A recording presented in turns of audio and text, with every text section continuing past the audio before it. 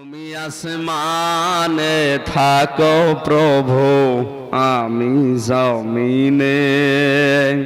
প্রধান মেহমান আলহাজ মুফতি আমির হামজা সাহেব। প্রেম জানে হৃদয় গহীনে, আমি তোমারি গোলাম গো, অন্য কারণা। এখন তুমি মালিক আপনাদের সামনে তাফসীর নিয়ে আসছেন বাংলাদেশ আলোড়ন সৃষ্টিকারী বক্তা মাওলানা মুফতি মোহাম্মদ আমির হামজা কুষ্টিয়া। মুফতি মোহাম্মদ আমির হামজা কুষ্টিয়া ওনাকে ওনার মূল্যবান আলোচনা রাখার জন্য অনুরোধ করছি।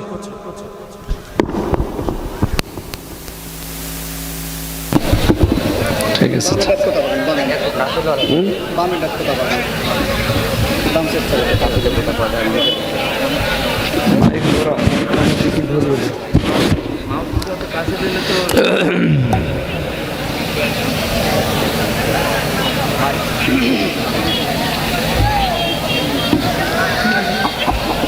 আসসালামু আলাইকুম ওয়া রাহমাতুল্লাহি ওয়া বারাকাতুহু।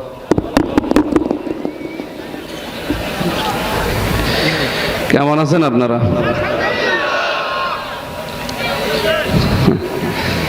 আলহামদুলিল্লাহ। দাঁড়িয়ে আছেন কেন? যারা দাঁড়িয়ে আছেন বসতে বলেন, বসিয়ে দেন। যারা দাঁড়িয়ে আছেন বসিয়ে দেন। এখন থেকে শেষ পর্যন্ত যতক্ষণ আছি কথা বলা যাবে না, মনে থাকবে তো? এদিক ওদিকে তাকাবেন না, এদিকে তাকিয়ে থাকবেন।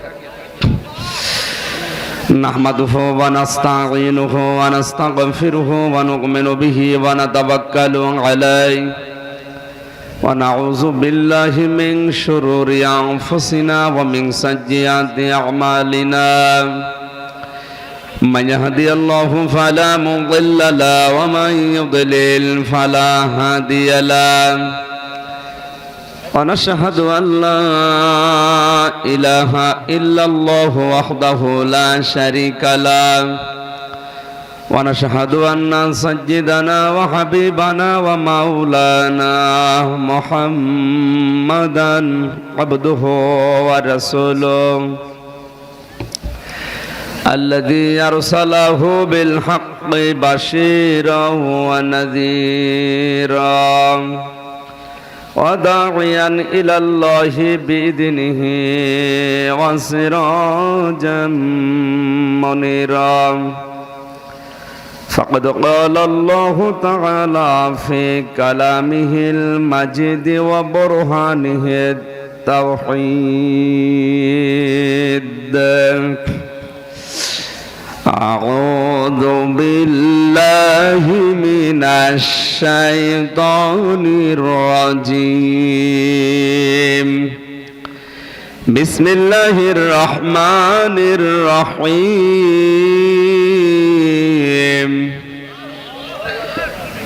يا أيها الذين آمنوا اتقوا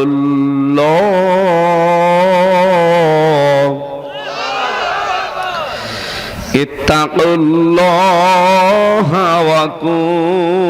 وكونوا مع الصادقين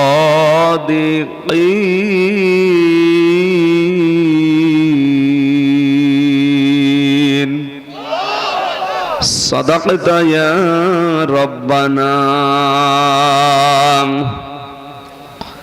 عن أبي هريرة رضي الله تعالى عنه قال قال النبي صلى الله عليه وسلم التاجر صدوق الأمين مع النبيين والصديقين والشهداء والصالحين وحسن أولئك رفيقا. رواه ابن ماجه.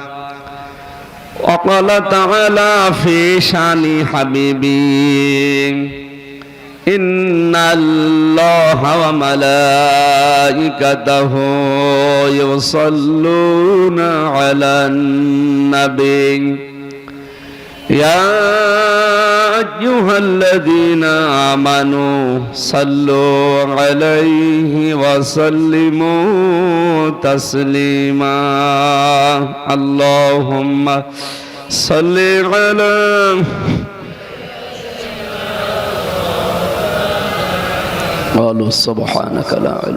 এখনো দাঁড়িয়ে আছেন, জায়গা হচ্ছে না। এই যে ভেতরে জায়গা আছে, বসেন না কেন? বারবার এক কথা বলা লাগে। ওয়ালালি সাইয়্যিদিনা মাওলানা, তুমি আসমানে থাকো প্রভু, আমি জমিনে, তবু তোমারি প্রেম জমে হৃদয় গহীনে। আমি তোমারি গোলাম গো, অন্য কারণা, আলিমুল গায়েব তুমি মালিক রব্বানা, আলিমুল গায়েব তুমি মালিক রব্বানা। আলহামদুলিল্লাহ। সকলকে নিয়ে আল্লাহর দরবারে শুকরিয়া জানাই, যিনি আমাদেরকে সুস্থ রাখলেন, ভালো রাখলেন। খুশি হয়ে বলছে আলহামদুলিল্লাহ। আমরা খুশি না বেজার? কারণ কি? মান ক্বালা বিহি সাদাকা, নবীজি বলেন যারা কোরআন দিয়ে কথা বলে এরা সত্য কথা বলে। আমরা অনেকের কথা শুনতে যাই, কিন্তু কোরআন বাদ দিয়ে বলে, এজন্য ওখানে মিথ্যার সম্ভাবনা বেশি। কিন্তু এখানে যারা আসলাম, এখানে কোরআনে কারীম শুনতে, এখানে মিথ্যার কোনো সংমিশ্রণ নেই, এমনকি মিথ্যা প্রবেশ করারও কোনো অধিকার নেই। লা ইয়াতিহিল বাতিলু মিন বাইনি ইয়াদাইহি ওয়ালা মিন খালফিহি তানজিলুম মিন হাকিমিন হামিদ। আল্লাহ তাআলা বলেন, হে নবী, এমন কোরআন আমি দিয়েছি, এর ডান থেকে বাম থেকে উপর থেকে নিচ থেকে কোনো বাতিল প্রবেশ করার কোনো ক্ষমতা নেই। কোরআনের ভেতরে যা আছে শুধুমাত্র আল্লাহর কথা। কার কথা? এর ভেতরে নবীজি নিজের কোনো কথা বানিয়ে ঢুকিয়ে দিয়েছেন এমন হয়নি। না হয়েছে? যেন এমন হতো। আল্লাহ তাআলা বলেন, আল্লাহ তাকাব্বালা আলাইনা বা'দাল আকাবিল লাখাযনা মিনহু বিল ইয়ামিন সুম্মা লাকাতা'না মিনহুল ওয়াতিন ফামা মিনকুম মিন আনহু হাজিজিন। একটু খেয়াল করে শোনেন, 44, 45, 46, 47 নম্বর আয়াত সূরা হাক্কাতের। আল্লাহ তাআলা বলেন, হে নবী, কোরআনের ভেতরে আমার কথা আপনি যদি নিজের কোনো কথা আমার নামে চালিয়ে দিতেন, তাহলে আপনাকে আমি ডান হাতে চেপে ধরতাম। এতদিন আমরা শুনতাম যে আপনার ডান হাত চেপে ধরতাম, না, মিনহু বিল ইয়ামিন, আপনাকে আমি নিজে ডান হাত দিয়ে চেপে ধরতাম। ডান হাতের কথা দিলেন কেন? বিশিমাল না দিয়ে? বাম হাতের চাইতে মানুষের ডান হাতের শক্তি কম থাকে না বেশি থাকে? বেশি থাকে। তার মানে ডান হাত দিয়ে যখন আল্লাহ জানিয়েছেন, তার মানে উনি নরম ভাবে না, শক্ত ভাবেই ধরতেন। আর আল্লাহ যদি বলে, হে নবী, আপনাকে আমি ডান হাতে শক্ত করে ধরে ফেলতাম, কেউ ছিল না আপনাকে আমার হাত থেকে বাঁচানো। ফামা মিনকুম মিন আনহু হাজিজিন। আর আপনি যেটা দিয়ে আমার কথা বলে আপনার নিজের কথা চালিয়ে দিতেন, ওই কণ্ঠনালী আমি কেটে ফেলে দিতাম। কত বড় অথেন্টিক কিতাব আমরা পেয়েছি, এখন শুনতেছি। আপনি কি টের পেয়েছেন? এর ভেতরে নবীজির পর্যন্ত কথা নেই, যা কথা আছে সব আল্লাহর মুখের কথা। সুতরাং কোরআন দিয়ে যারা দুনিয়ায় কথা বলবে, কোরআন দিয়ে জীবন চালাবে, কোরআন দিয়ে পৃথিবীর জমিন চালাবে, এরাই সত্যভাবে চালাবে। কোরআন বাদ দিয়ে যদি চালায়, বোঝা লাগবে ওর ভেতরে সিটারি আছে। আমান আমিলা বিহি উজিরা, কোরআন দিয়ে যারা আমল করে এদের পুরস্কার আল্লাহ নিজের হাতে দেবে। আজ আমরা অনেকে কোরআন বাদ দিয়ে আমল করছি, বাবা যা দিয়েছে ওইটার আমল করে চলে যাচ্ছে, অথচ কোরআনে থাকে থাক, না থাকে না থাক। বিষয়টা এমন হলে তো সমস্যা। আপনাকে আমল করলে সওয়াব বা পুরস্কার আল্লাহ দেবে না তা না, হয়তো দেবেন নবীদের মাধ্যমে, রাসূলদের মাধ্যমে, অথবা ফেরেশতাদের মাধ্যমে, কিন্তু কোরআনের আমল করলে আল্লাহ নিজে আপনাকে পুরস্কার দেবে। আর কোরআনের আমল মনে হয় তিনটা। কয়টা? বলছে 3টা। কোরআনের আমল 500। কোরআন শরীফের ভেতরে আমল আছে কত? 500 আমল আছে। আমরা দেখবো ইনশাআল্লাহ। আজকে তেলাওয়াত কিন্তু আয়াতে আছে 2টা। কয়টা? এই 2টা বিষয় আমরা আজকে দেখি আমাদের জীবনে কোরআনের আমল আছে কিনা। যদি কোরআনের আমল থাকে তাহলে পুরস্কার আল্লাহ সরাসরি নিজের হাতে দেবে। সুবহানাল্লাহ বাড়ি যেয়ে বলবে। আপনারা মনে হয় ঘুমাচ্ছেন না? আমান হাকামা বিহি আদিলা, নবীজি বলেন কোরআন দিয়ে যারা বিচার ফয়সালা করে এরা ন্যায় বিচার কায়েম করতে পারে। এখান থেকে আমরা বুঝলাম এখন যেহেতু পৃথিবীর কোনো জায়গায় ন্যায় বিচার নেই, তাহলে কোরআনের বিচার ব্যবস্থা পৃথিবীতে এখন আর নেই। এখন হচ্ছে জোর যার মুল্লুক তার, সত্য হলেও সত্য, মিথ্যা হলেও সত্য। আমান দাআ ইলাইহি হাদা, নবীজি বলেন যদি কেউ কোরআন দিয়ে মানুষকে ডাক দেয় আল্লাহ নিজে তাকে হেদায়েতের উপরে রাখে। ও নাটোরবাসী, আপনি যদি হেদায়েতের উপরে থাকতে চান আপনাকে মানুষকে ডাক দিতে হবে কি দিয়ে? সবাই বলেন। কোরআন বাদ দিয়ে কোনো কিতাব দিয়ে আপনি মানুষকে ডাক দিতে পারবেন না। রাগ করবেন নাকি? হাদিস বলা ভুল হয়ে গেল। ফাকাদু হুদিয়া ইলা সিরাতিম মুস্তাকিম, আল্লাহর নবী বলেন কেউ যদি আপনার ডাকে সাড়া দেয়, আপনি কোরআন দিয়ে ডাক দিয়েছেন আরো সাড়া দিয়েছে, তাহলে তাকে আল্লাহ সিরাতে মুস্তাকিম নসিব করে দেবে।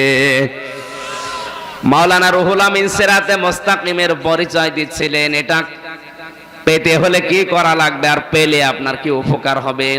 ওয়া ইয়াতাসিম বিল্লাহি ফাকাদ হুদিয়া ইলা সিরাতিম মুস্তাকিম। প্রত্যেক দিন 5 ওয়াক্ত নামাজে অন্তত 17 ওয়াক্ত ফরজ নামাজ, 17 রাকাত ফরজ নামাজ। কয় রাকাত?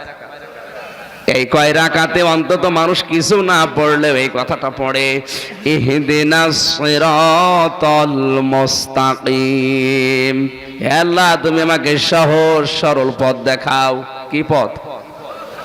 আরো জোরে বলা লাগবে। আর এই পথ পেতে হলে ডাকে সাড়া দেওয়া লাগবে। বাবার ডাকে, কোরআনের ডাকে। তাহলে আমি এখানে যতক্ষণ কোরআন দিয়ে আপনাকে ডাক দেব ততক্ষণ আপনি সাড়া দেবেন।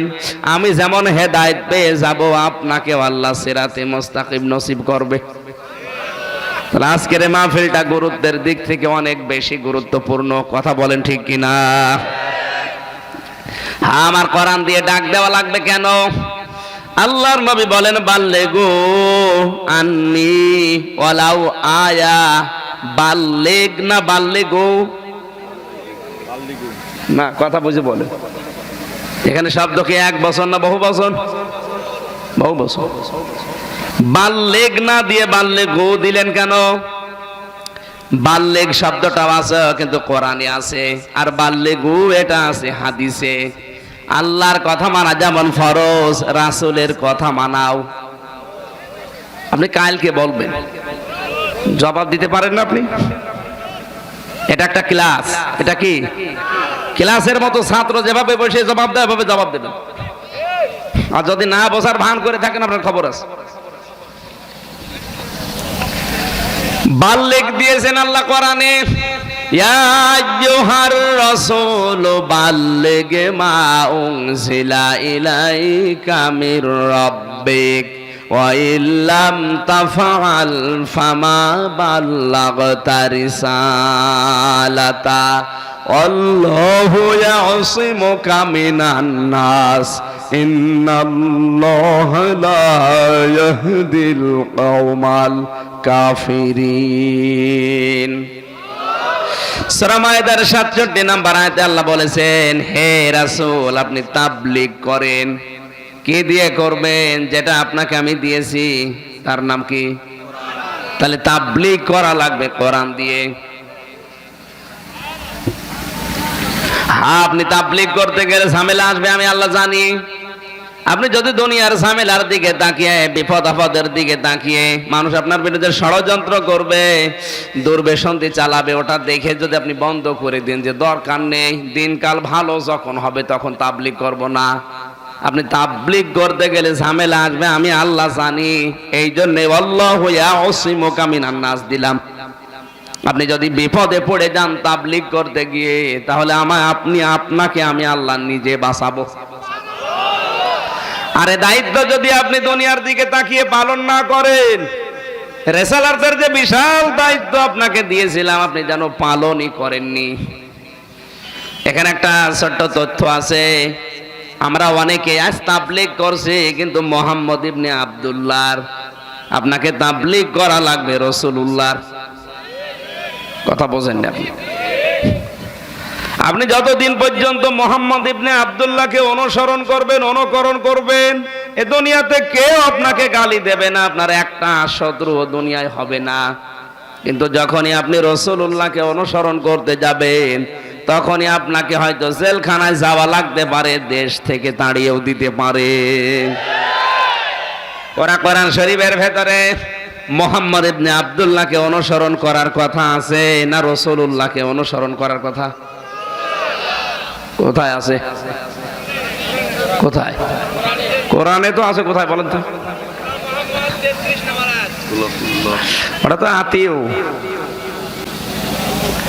কোরআনে কারীম জানিয়েছে, লাকাদ কানা লাকুম ফি রাসূলিল্লাহি উসওয়াতুন হাসানা।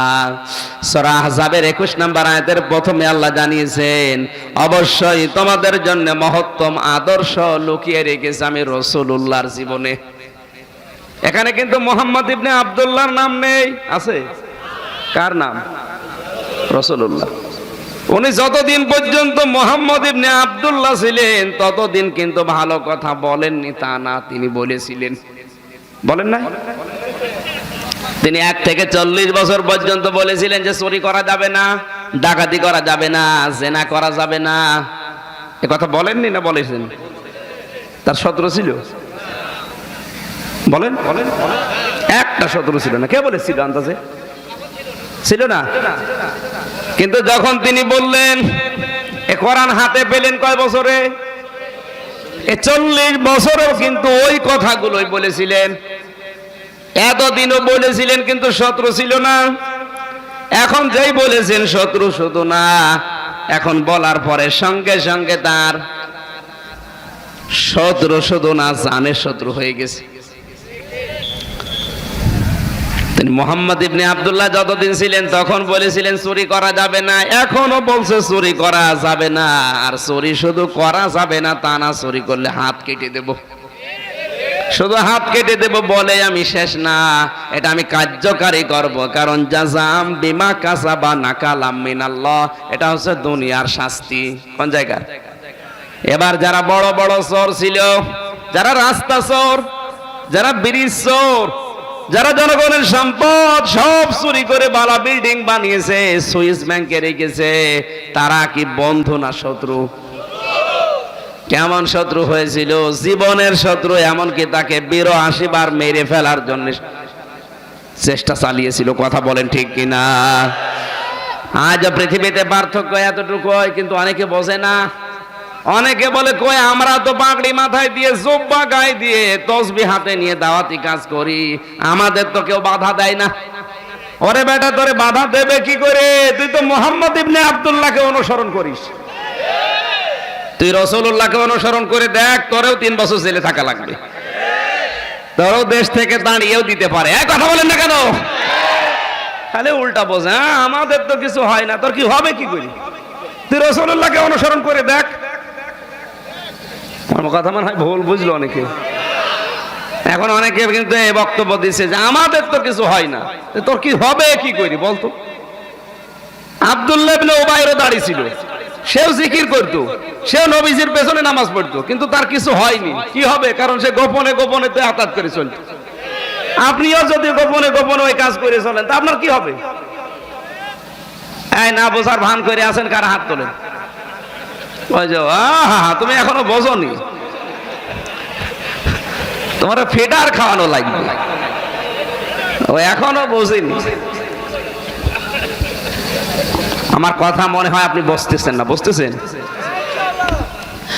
তাহলে রাসূলুল্লাহকে অনুসরণ করা লাগবে, কথা কোরআনে আছে না নেই? আর রাসূলুল্লাহকে অনুসরণ করা লাগবে কোরআনে আছে বললে শেষ না, আপনি করতে চাইলেও পারবেন না। তিনটা গুণ আপনার ভেতরে থাকা লাগবে।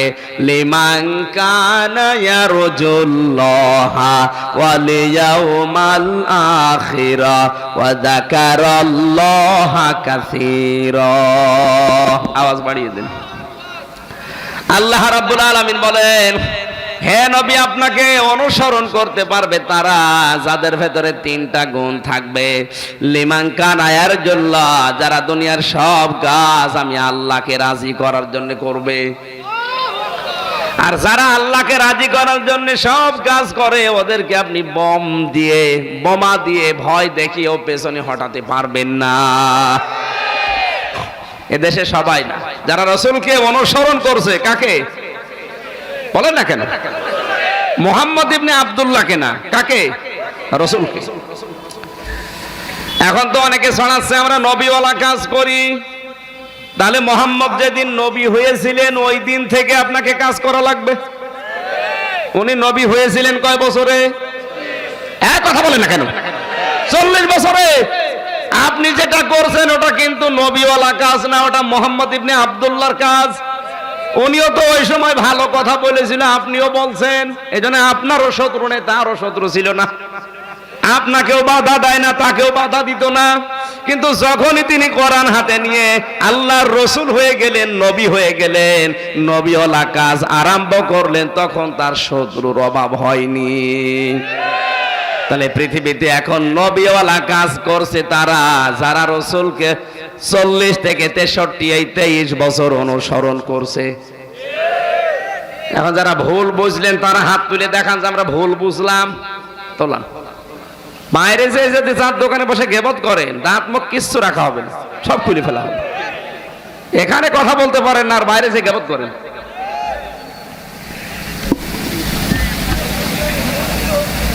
বসেন বসেন।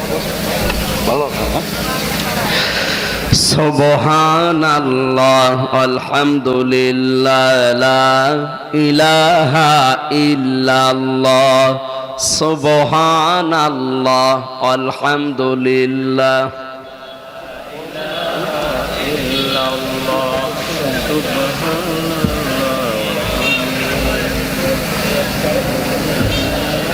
লা ইলাহা ইল্লাল্লাহ মুহাম্মাদুর রাসূলুল্লাহ। একটু অ্যাক্টিভ হয়ে শোনা লাগবে, কারণ এই আয়াত আপনি বহুবার শুনেছেন, কিন্তু এর ভেতরে কিছু তথ্য আছে, এইগুলো হয়তো আপনি শোনেননি। আর রাসূলের উপরে দরুদ পড়ছি, আর রাসূলুল্লাহর অনুসরণ করা যেহেতু ফরজ। কি সবাই বলেন?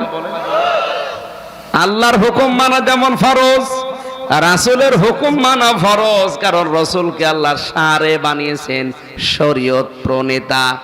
আল্লাহ যেমন শরীয়তের বিধান দিয়েছেন ওটা মানা ফরজ, রাসূলুল্লাহ শরীয়তের বিধি বিধান বলে দিয়েছে, ওইটাও মানা।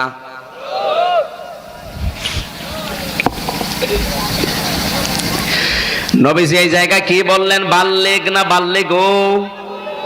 বাল্লিগো যেহেতু বহু বচনের ভেতরে শুধু আমির হামজা একা না, এখানে যারাই নবীর উম্মত দাবি করবে সবাই আছে। তাহলে সবাইকেই নবীজি বললেন তোমরা সবাই মিলে পৌঁছিয়ে দাও আন্নি, আমার পক্ষ হতে, ওয়ালাউ আয়া, যদি একটা আয়াত তোমার জানা থাকে।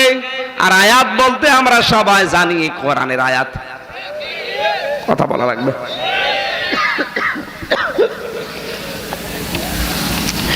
এখান থেকে যে শিক্ষাটা নেওয়া যায়, আমি যেহেতু কোরআনের আয়াত মনে করেন আপনার তুলনায় একটু বেশি জানি, তাহলে আমার প্রচার করা লাগবে বেশি।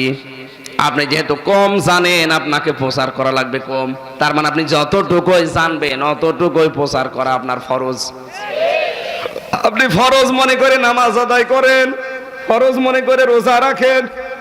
নামাজ পড়া যদি ফরজ হয়, রোজা রাখা যদি ফরজ হয়, কোরআন যতটুকু জানবেন অতটুকুই প্রচার করা কি? এখন যদি মনে করেন না দিনকাল ভালো না, নামাজ পরে পড়বো, হবে? আমরা তো এই কাজে 3 নাম্বারটা এইটাই করছি যে দিনকাল ভালো না, কোরআন সব বলতে গেলে সমস্যা, পরে যখন ভালো আসবে তখন বলবো। আপনি ওই নিয়ত করে যদি নামাজ ছেড়ে দিলে আপনার গোনাহ হয়, এই নিয়ত করে কোরআনের কথা গোপন করলেও গোনাহ হতে পারে। আরে গোনাহ এখন আমরা সবাই জর্জরিত, সবাই জানে কম বেশি, কোরআনের কথা জানে না কে? হয়তো আল্লাহ আমাকে একটু বেশি জ্ঞান দিয়েছে, আমার বেশি প্রচার করতে গিয়ে অনেকে আমারে খারাপ বলে। আপনারও তো দায়িত্ব এটা, কি আপনার দায়িত্ব না এটা? আপনি যদি কুল হু আল্লাহু আহাদ জানেন, এইটাই প্রচার করা ফরজ, আপনি করিয়েছেন, করেন না এই জন্য কারণ দিনকাল ভালো না। তার নামাজ পড়তে বলে কি? নামাজ পড়াও যে আল্লাহর বিধান ফরজ, রোজা রাখা যে ফরজ, এই কোরআনের আয়াত যতটুকু জানবেন এইটাই প্রচার করা ফরজ, কোনো পার্থক্য নেই, সব একরকম। আপনাকে আমি বাঁচার জন্য এসেছি, বাঁচানোর জন্য এসেছি। বিপদে পড়ে আছেন আপনি, এভাবে থাকলে আল্লাহর কসম আপনি বিপদে পড়বেন। এখনো সময় আছে, ফিরে আসেন। আপনি যতটুকু জানেন অতটুকুই প্রচার করেন, কারণ আপনি যদি প্রচার নাও করেন, প্রচার করার জন্য আমার আল্লাহ লোক রেডি করে দেবে। আপনি হয়তো মুখ বন্ধ করে আছেন যে দরকার নেই, ভালো পরিবেশ আসলে তখন দেখবেন এই পরিবেশের ভেতরে আরো 10 জন আপনার পাশে খাড়া হয়ে গেছে। কথা বলেন না কেন? আশা করছি আপনি আমার কথার ইঙ্গিত বুঝতে পেরেছেন। আমাদের আজকের তেলাওয়াতকৃত যে আয়াতটা সূরা তাওবার 119 নাম্বার আয়াত, একটা মাত্র আয়াত পড়েছি। কয়টা? এগুলো সরান, এখানে দিয়েছেন কেন? এই সূরা 129টা আয়াত আছে, একটা আয়াতেই কি আছে আপনি একটু শুনে দেখেন, তাহলে 129টা আয়াতে কত কথা আছে। পুরা কোরআনে এরকম আয়াত আছে 6666টা। তাহলে এতগুলো আয়াতে কত কথা আছে আপনার এই মেধায় ধরবে না। কথা বলেন ঠিক কিনা? তাহলে যতটুকু পারেন অ্যাক্টিভ হয়ে শোনেন, জবান ছেড়ে আগে সোনালি আয়াত একবার পড়েন। আউযু বিল্লাহি মিনাশ শাইতানির রাজিম। এগুলো খুলে দিন, দুই পাশের এগুলো খুলে দিন, বলুন। বাতাস লাগবে, এভাবে হচ্ছে না, গরম ভেতরে ঘেমে যাচ্ছে। এগুলো খুলে দিন।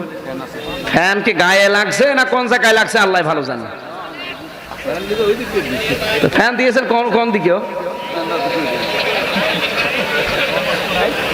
ফ্যান বন্ধ করে ওইদিকে রেখে দিয়েছে, ফ্যান আছে। কি বলবো, ওটা দরকার নেই, আগে এটা খোলেন। ওই পর্দা এদিককার খুলে দেন, নাকি ওইদিকে মেয়েরা আছে? কোন কারণে এগুলো টাঙিয়ে রেখেছেন আপনি গরমের সময়? দেন এটা পেছনের এটা খুলে দেন, কিছু দরকার নেই। গরমের ভেতরে ঘেমে সব। আজকে 46 ডিগ্রি সেলসিয়াস চলছে বাংলাদেশে, সৌদি আরবে যেটা চলে। বোঝেন আপনি 46 ডিগ্রি সেলসিয়াস, ভেতরে আমার মনে হচ্ছে ঘাম মানে পানির মতো ঝরছে। তাড়াতাড়ি খোলেন ভাই, তাড়াতাড়ি খোলেন। আর সাফ ভেতরে এখন সব সাফ হয়ে গেছে। সুবহানাল্লাহ আলহামদুলিল্লাহ লা ইলাহা ইল্লাল্লাহ।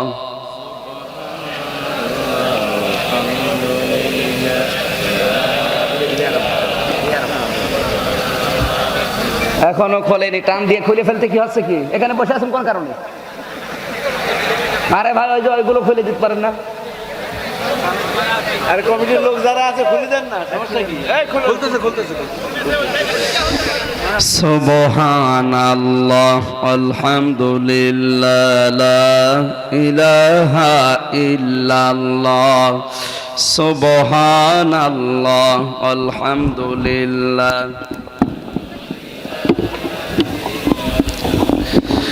লা ইলাহা ইল্লাল্লাহ মুহাম্মাদুর রাসূলুল্লাহ। আল্লাহুম্মা সাল্লি আলা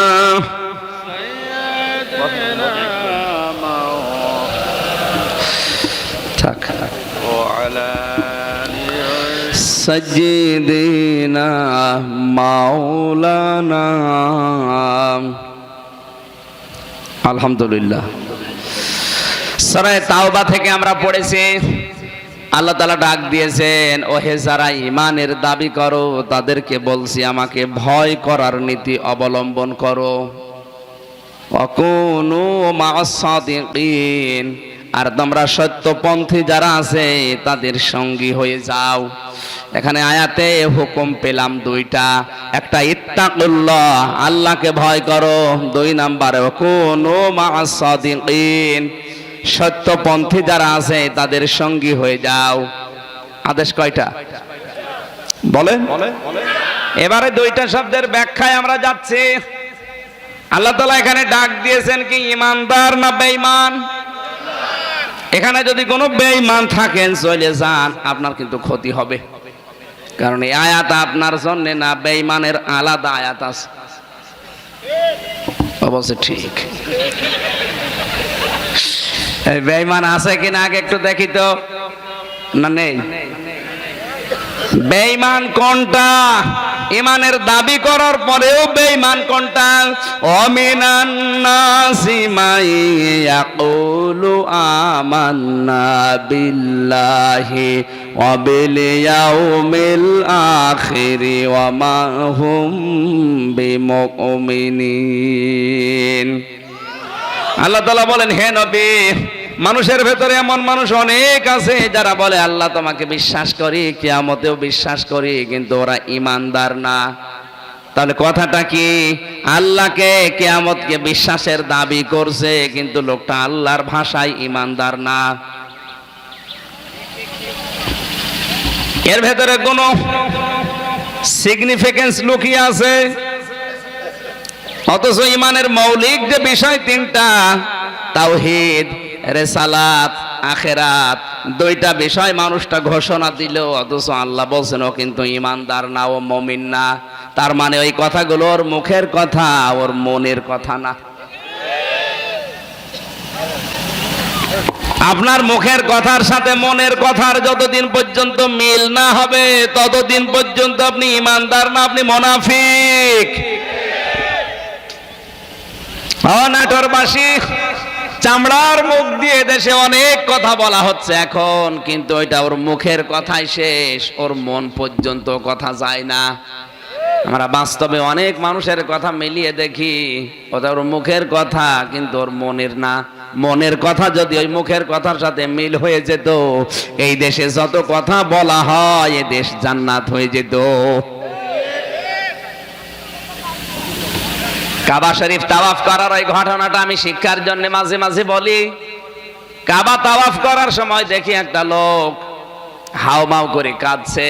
বললাম, ভাই আপনি কি কাঁদেন? কোথায় বাড়ি? বলছে বাংলাদেশে, নোয়াখালীর কোম্পানিগঞ্জ থানায়।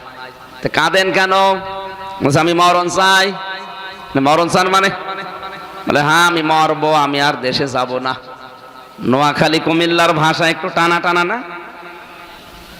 ওদের ওই ভাষা দিয়ে বলছে আমি মত্যম চাই। মত্যম চাই আমি মরবো, আমি আর দেশে যাব না। এদেশে আল্লাহর ঘর আছে, নবীর রওজা আছে, আর আমার দেশে কি আছে? তাই তো আপনি মরবেন? আমি মরণ চাই, আল্লাহ তুমি আমার তুলে নাও। দোয়া করছিল, ডানা ধরে বললাম চলেন হোস্টেলে যাই, যেখানে থাকা হয় ওই জায়গায় এসে নাস্তা করালাম। হঠাৎ জানালা দিয়ে তাকিয়ে দেখি বাইরে ঝড় উঠেছে। বললাম দাদা আপনার দোয়া কবুল হয়ে গেছে। কেন? আপনি যে দোয়া করলেন কাবার গিলাপ ধরে যে আপনি মরবেন, আর বাইরে যে ঝড় উঠেছে আপনি শুধু বাইরে যাবেন আর মরে যাবেন, আপনার দোয়া কবুল হয়ে গেছে, আপনি প্রস্তুতি নেন। আমারে বলছে আমির হামজা, এ দোয়া তো আমি এবছরের জন্য করিনি। ঝড় দেখে দোয়া পাল্টিয়ে ফেলেছে।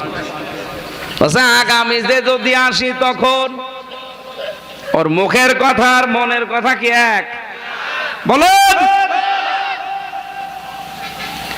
এবছরে জানুয়ারির 26 তারিখে গিয়েছিলাম নোয়াখালীর কোম্পানিগঞ্জে।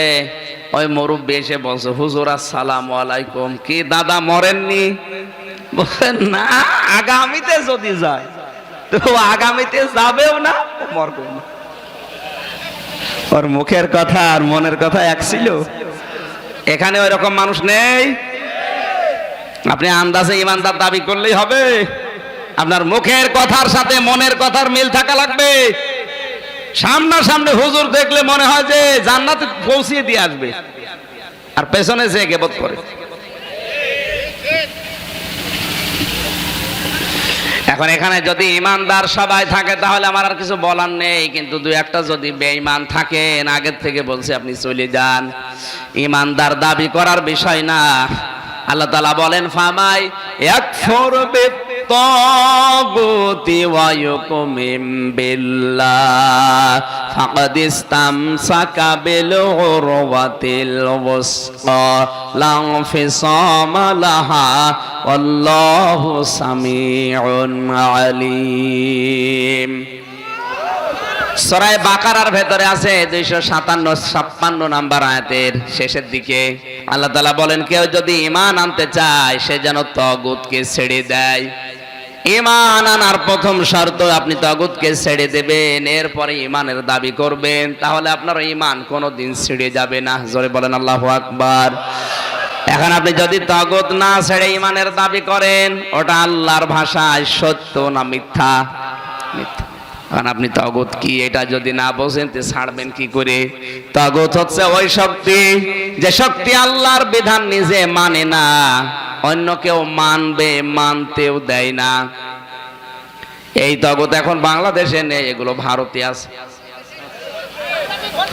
আপনাকে আমি ইন্ডিকেট করে বলছি না আপনার ঈমান আছে কিনা, একটু টাচ দিলাম কোরআন দিয়ে, আপনি একটু মিলান। অনেকের রাগ হচ্ছে আমি জানি, এ হুজুর এই আয়াত না পড়ে অন্য আয়াত পড়লে ভালো হতো। আপনি তাফসীরুল কোরআন মাহফিল লিখে দিয়েছেন, কোরআনে কারীম থেকে যেখানে যেটা আসবে আপনাকে শোনা লাগবে। মানতে পারেন না, ওটা আপনার ব্যর্থতা না আল্লাহর দোষ। আল্লাহর দোষ আছে? আপনার যদি ঈমানই না থাকে তো আপনি কেন বসে করবেন কি? সময় নষ্ট হচ্ছে, আপনি চলে যান। আবার বলছি ঈমান আছে কিনা পরীক্ষা করার জন্য আল্লাহ থার্মোমিটার দিলেন। আপনার যদি ঈমান থাকে তাহলে আপনি তাগুতের সাথে থাকতে পারবেন না। কথা বলেন না কেন? এরপরেও যদি কেউ না বোঝার ভান করে থাকেন, আপনাকে বোঝানোর কায়দা আমার আর নেই। ঝড়ি কোদাল লাগবে, ঝড়ি কোদাল লাগবে। আল্লাহ ইমানদারকে এত বেশি ভালোবাসেন, পুরা কোরআন শরীফের ভেতরে 89 জায়গায় এরকম আয়াত আছে। তাফসীরে লিখেছে আল্লাহ যখন ইমানদারকে ডাক দেন তখন তার কুদরতের হাত এভাবে উঁচা করে ডাকেন, ইয়া আইয়ুহাল্লাযীনা আমানু। জোরে বলেন আল্লাহু আকবার। কোরআনে কারিমে এত বেশি প্রশংসা করেছেন আল্লাহ ইমানদারদের, আল্লাহু ওয়ালিয়ুল্লাযীনা আমানু। আল্লাহ বলেন ঈমান যারা আনে আমি আল্লাহ নিজেই তাদের বন্ধু হয়ে যাই। বন্ধুরা, এই পৃথিবীতে এখন প্রায় 170 কোটি 175 কোটি মুসলমান আছে, বাকি সবগুলো ইহুদি খ্রিস্টান বৌদ্ধ অন্যান্য জাতি ভরা। প্রায় 550 কোটির উপরে অন্যান্য জাতি, 175 কোটি আছে মুসলিম। তাহলে এই 750 কোটি মানুষের এদের ভেতরে আল্লাহর বন্ধু মাত্র 175 কোটি। আরো জোরে বলে। অন্যান্য যারা আছে তারা যদিও উন্নত, কিন্তু আমার আল্লাহর বন্ধু তারা। বলেন, এখন আমরা যারা আল্লাহর বন্ধু হয়ে গেছি আমাদের তো আর কোনো চিন্তা নেই, জান্নাত আমাদের বন্ধু দেবেই। বলছে ঠিক। আপনি বন্ধু আছেন কিনা এটা একটু মিলান।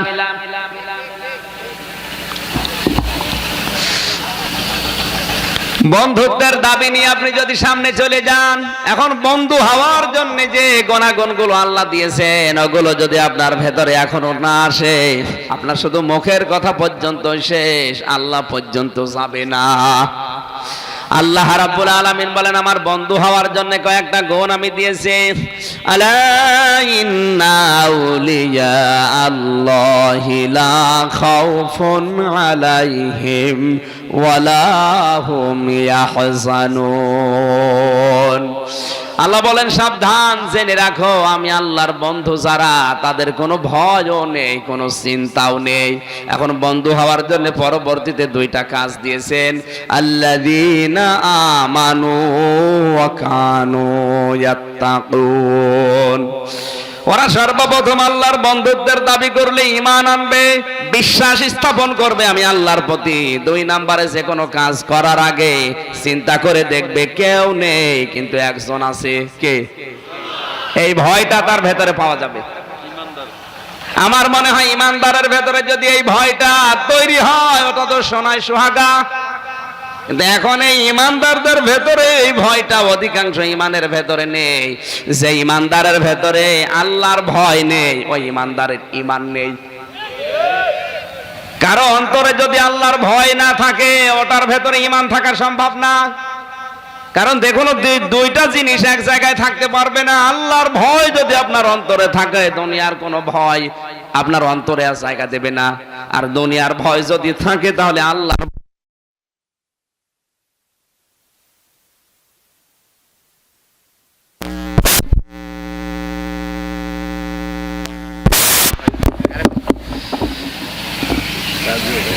এই যে মোবাইলটা, এই মোবাইলের ক্যাসিং এর ভেতরে 2টা মোবাইল রাখা কি সম্ভব? বলেন না কেন? মানুষের যে অন্তর আল্লাহ বানিয়েছে, এই অন্তরের ভেতরে যদি আল্লাহর ভয় থাকে, দুনিয়ার কোনো ভয় ওখানে জায়গা পাবে না। তাহলে আপনি ঈমানদার না বেঈমান আপনি নিজেই টের পেলেন। কারো কাছে জিজ্ঞাসাও করা লাগবে না, ভাই আমার ছোটকালে মুসলমানি দেওয়া আছে, আমি কি ঈমানদার? বলা লাগবে না। শুধুমাত্র যদি ওই খাতনা করায় মুসলমানি দেওয়ার মূল টার্গেট হয়, তাহলে ছাগল বড় মুসলমান। ছাগলের খাতনা করা নেই না? নেই। ওর খাতনা করা আছে, তাই বলে ওকে মুসলমান। মুসলিম শব্দটার অর্থ আমরা অনেকে বুঝি না। বাংলাদেশে অনেক বিশ্বাসী আছে, কিন্তু মুসলিম কম আছে। যদিও জরিপে আমরা লিখি 96% মুসলমান না, এটা ঠিক না। মুসলিম শব্দটা খুব ভয়ঙ্কর শব্দ। মুসলিম বলা হয় ওই ঈমানদারকে যে ব্যক্তি আল্লাহর প্রতি বিশ্বাস আনার পরে আল্লাহর বিধানগুলোর সামনে মাথা নত করে দেয়। এ মাথা নত করতে গিয়ে পেছনের দিকে আর তাকায় না। আল্লাহর বিধান এখন যদি মানতে যায়, আমার হয়তো অনেক কিছু ছাড় দেওয়া লাগতে পারে, ওদিকে আর তাকায় না। এই লোকটার নাম মুসলিম। আসতে বলেন। আর এরকম মুসলিমকে দেশে ভরি ভরি না? নেই। ঈমান আছে আপনার, আল্লাহকে বিশ্বাস করেন, মেনে নিলাম। কিন্তু ঈমান আনার পরে আল্লাহর বিধানের সামনে আপনাকে মাথা নত করা লাগবে। ও বিধান যত ছোটই হোক আর বড় হোক। আপনি আল্লাহর প্রতি ঈমান এনে মুসলমান দাবি করছেন, অথচ সুদ খাবেন, ঘুষ খাবেন। তাহলে আল্লাহর বিধানের সামনে আপনি আত্মসমর্পণ করতে পারেননি। আপনি ঈমানদার দাবি করতে পারেন, কিন্তু মুসলমান দাবি করতে পারেন না। কথা বোঝা যায়নি? আর কোরআনে কারিমে আল্লাহ কোন জায়গায় একথা বলেননি যে ঈমানদার না হয়ে মরো না। আল্লাহ বলেছেন মুসলমান না হয়ে মরো না। কারণ ঈমান ও কাফেরদের ভেতর আল্লাহ একজন আছে, বিশ্বাস ছিল।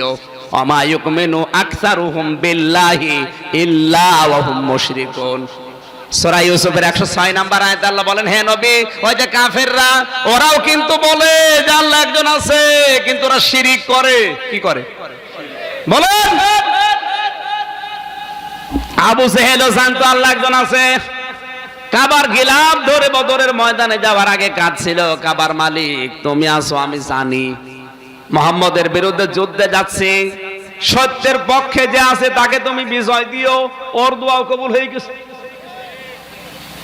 আল্লাহ যদি একজন আছে ও বিশ্বাসী না করবে, ও কোন কারণে কাবার গিলাফ ধরে কাঁদবে বলেন? তাই বলেন, ফেরাউন পর্যন্ত বিশ্বাস করতো আল্লাহ একজন আছে, তারপরে ও নিজে দাবি করেছিল আমি আনা রব্বুকুমুল আলা। আল্লাহর প্রতি বিশ্বাস থাকলে আপনি ঈমানদার হবেন ঠিক, কিন্তু ঈমানদার না হয়ে মরো না, এ কথা কোরআনে নেই। আছে ওয়ালা তামুতুন্না ইল্লা ওয়া আনতুম মুসলিমুন, মুসলমান না হয়ে মরো না। আর মুসলমান ওই লোকটা আল্লাহর বিধান যখন যেটা শোনে তখন সেইটা সঙ্গে সঙ্গে আত্মসমর্পণ করে দুনিয়ার পেছনের দিকে তাকায় না। এটা মানতে গেলে অনেক সময় দলও বাদ দেওয়া লাগতে পারে। এরকম মুসলমান তো এখন ভরি ভরি নেই। আন্দাজে দাবি করে মুসলমান, মনে করছে আমার মুসলমানি দেওয়াস। আরে ভাই মুসলমানি ওটার নাম মুসলমানি, শুধু খাতনা করে দিলে মুসলমানি হয় এর নাম তো তাহলে ছাগল আমাদের দেশে বড় মুসলমান হবে।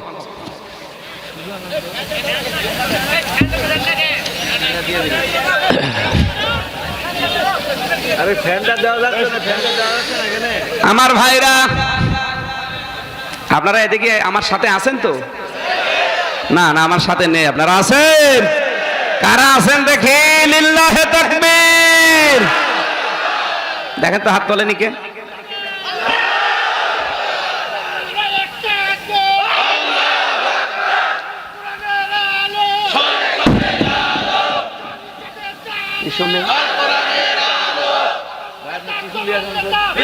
আরে লাগবে না বাবু, এখন নিয়ে আসছে সব, কিছু লাগবে না।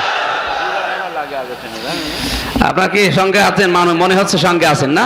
ঠিক আছে। ইমানদার না হয়ে মরো না, এ কথা কি আপনি কোন জায়গায় আজও পেয়েছেন? না, পাননি। হ্যাঁ, ইমানদারকে আল্লাহ ডাক দিয়ে বলেছেন ঈমান আনো।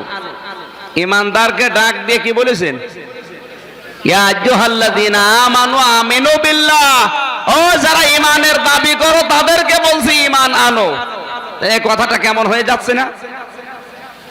ইনি মনে করেন কলেজের প্রিন্সিপাল, ছাত্র ভর্তি হওয়ার পরে যদি বলে এই বেটা তুই আবার ভর্তি হ, ওই ছাত্রটা যদি বিচক্ষণ হয় চিন্তা করবে আমি তো ভর্তি হয়েছি, প্রিন্সিপাল আবার বলে ভর্তি হ, তার মানে আমার ভর্তি কোনো জায়গায় সমস্যা আছে নাকি? হয়তো ফরমে আমার বাবার নাম লেখা হয়নি, এই জন্য প্রিন্সিপাল বলেছে আবার ভর্তি হ, অথবা গ্রামের নাম লেখা হয়নি, এটাই তো মনে করবে নাকি? আর যদি ওর মাথায় তার কাটা থাকে, যদি হাত পাগল হয়, ও চিন্তা করবে আমি তো ভর্তি হয়েছি, প্রিন্সিপাল আবার ভর্তি হতে বলে, ও প্রিন্সিপালের মাথায় মাথা ঠিক নেই, এটা মনে করবে না? কিন্তু বিচক্ষণ হলেও মনে করবে না, ও দৌড়াদৌড়ি করে চিন্তা করবে কোথায় যাব আমি এখন, কিরানির কাছে যাই অথবা অফিসে যাই, প্রিন্সিপালের রুমে আবার যাই, দেখি আমার ওই ফর্ম ফিল আপে আমার বাবার নাম ঠিক মতো আছে কিনা। না তো প্রিন্সিপাল তো বলার কথা না যে ভর্তি হ, আমি তো ভর্তি হয়েছি। কিন্তু পাগল হলেও প্রিন্সিপালকে পাগল বানাবে, বলেন না কেন? আল্লাহ যখন ইমানদারকে ডাক দিয়ে ঈমান আনার কথা বললেন, এখানে যাদের ঈমান আছে তাদের এবার একটু নড়ে চড়ে বসা দরকার। আল্লাহ ইমানদারকে ডাক দিয়ে ঈমান আনতে বলে, তাহলে আমার ঈমানের ভেতরে ভেজাল আছে। আপনি নড়াচড়া করবেন তো? করবেন? নড়াচড়া করতে হলে আপনাকে কিরানির অফিসে যাওয়া লাগবে, প্রিন্সিপালের রুমে যাওয়া লাগবে, অথচ কাগজটা নিয়ে পরীক্ষা করাও লাগতে পারে। আমার ঈমানের উপরে আলোচনা থাকলে আমি ওগুলো বিস্তারিত যেতাম, যেহেতু আজকে একটা সামনে নির্ধারিত বিষয় আছে। আল্লাহ রাব্বুল আলামিন ঈমানদারকে ডাক দিয়ে জানিয়েছেন, তোমাদেরকে বলছি 1 নম্বরে দায়িত্ব আমাকে ভয় করো। কাকে? সবাই বলেন। আল্লাহর এই ভয়টা এত বড় দামি সম্পদ, দুনিয়ায় কোনো মানুষের ভেতরে যদি কিচ্ছু না থাকে, ও পৃথিবীর কোনো কিছুই পায়নি, শুধু আল্লাহর ভয়টা নিয়ে আছে। আমার আল্লাহ নিজে তাকে নিয়ে ফেরেশতাদের সাথে আলোচনা করে। বাংলাদেশের প্রধানমন্ত্রী যদি এই নাটোরের এই নলডাঙ্গার কোন সলিমউদ্দিন নাম নিয়ে সচিবালয়ে বা নিজের কার্যালয়ে বসে বসে আলোচনা করে যে নাটোর জেলার নলডাঙ্গা থানার অমুক সলিমউদ্দিন, তাকে আমি চাই, তাকে নিয়ে আসো, তাহলে তার সাহস বাড়বে না কমবে? তার তো বুক আরো বড় হবে যে প্রধানমন্ত্রী আমার নামে আলোচনা করছে, আমাকে যেতে বলেছে। একটা দেশের প্রধানমন্ত্রী আপনার নাম বললে যদি আপনার আনন্দ লাগে, বুক বড় হয়ে যায়, এই প্রধানমন্ত্রীর যিনি, কথা বলেন না কেন, সারা বিশ্বের প্রধানমন্ত্রী যিনি, তিনি যদি ফেরেশতাদের সামনে আপনাকে নিয়ে আলোচনা করে, আপনার বুক তো আরো বড় হওয়ার কথা। এটা করে কার জন্য? যার ভেতরে আল্লাহর ভয় আছে তার জন্য। আল্লাহ তাকওয়া শব্দটা দিয়েছেন কারণ এটার দ্বারা দুনিয়ায় মানুষের উপকার 9টা, আর আখিরাতে 27টা। জোরে বলেন সুবহানাল্লাহ। কেউ যদি তাকওয়া অর্জন করতে পারে, আমার আল্লাহ বলেন দুনিয়ায় যেমন তাকে আমি উপকার করি, মরণের পরেও তাকে আমি উপকার করব এই তাকওয়ার কারণে। দুনিয়ার উপকার কি? কেউ যদি আল্লাহর ভয় অর্জন করতে পারে, কেউ দেখে না কিন্তু আমার আল্লাহ আমাকে দেখতেছে, এই ভয়টা যদি বদ্ধমূল করতে পারে ওর অন্তরের ভেতরে, ও দুনিয়ায় যদি কোনো জায়গায় বিপদে পড়ে, ওই বিপদে ফেলে আমার আল্লাহ তাকে তার ভাগ্য সুপ্রসন্ন করে দেয়। না, কথাটা বোঝেননি? কেউ যদি আল্লাহকে ভয় মাস্ট বি 100% ভেতরে নিয়ে আসতে পারে, আমার আল্লাহ সব জায়গায় আছে, সব জায়গায় দেখছে, এই ভয়টা যদি সত্যি সত্যি ও বদ্ধমূল করতে পারে, ওকে যদি আল্লাহ দুনিয়ায় কোনো সময় বিপদে ফেলে দেয়, ওই বিপদে ফেলেই তার ভাগ্যকে আমার আল্লাহ খুলে দেয়। আব্দুল কাদের জেলানির বাবার নাম আমরা শুনি। তিনি গরিবের সন্তান ছিলেন, একটা আপেল খেয়েছিলেন নদীতে ভেসে যাওয়া। এই আপেলটা খেয়ে চিন্তা করেছেন, আমার মায়ের শিক্ষা কারো জিনিস না বলে খাওয়া, না বলে নেওয়া, এর নাম চুরি। এর নাম কি? কারো জিনিস না বলে খাওয়া, না বলে নেওয়া, এর নাম, আসতে বলে, চুরি করা সগীরা গুনাহ না কবিরা গুনাহ? রাস্তার জন্য বাজেট হয়, মনে করেন জনগণের রাস্তা, এই রাস্তার জন্য বাজেটের টাকা যদি কেউ উপর থেকে আস্তে আস্তে খেয়ে ফেলে, এটা তো আর চুরি না, এটা আরো ডবল গুনাহ হবে। কারণ সে কাজের দায়িত্ব আপনাকে দিয়েছিল, ওটা করেননি, আমানতের খেয়ানত, 2 নাম্বারের রাস্তাটা আপনি চুরি করে মেরে দিলেন, গুনাহ হবে কয়টা? আরো জোরে বলেন।